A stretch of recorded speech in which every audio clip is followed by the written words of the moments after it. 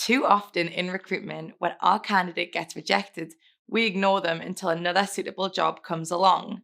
But if you maintain your relationship with these rejected candidates, they can help you make other placements until you have another job opportunity for them.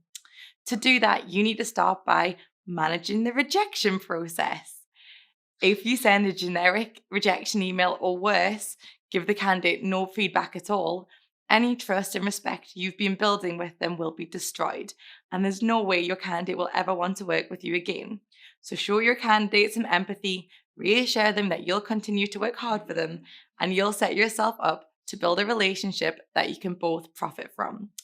So now that's covered, what can you do to capitalize on rejected candidates? Number one, get referrals. At the risk of stating the obvious, let me start by clarifying. Never ask a candidate if they'd be willing to refer someone for a job you've just rejected them from. Unsurprisingly, this won't go down well. But once the dust from the rejection settles, there's no reason you shouldn't reach out to a rejected candidate to ask for referrals for other roles you're recruiting. If your candidate is working in your recruitment niche, they'll probably know people in their network who are also looking for a new job in the same industry. Asking for referrals also gives you the chance to check in with your candidate, let them know you're still working hard for them, and that you're working on a number of roles in their field, even if they're not quite right for them yet. Number two, dig for new leads. When one person wants to leave a company, there are often other employees with similar grievances who are also looking to jump ship.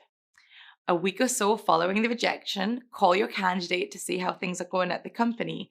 Find out if any of their colleagues have quit so you can try and backfill the vacancy, or try and learn if there's been any particular changes made to a team that has resulted in unhappy employees who you can headhunt. You don't need to tell your candidate that you're specifically looking for information about their employer. Just ask how things are going.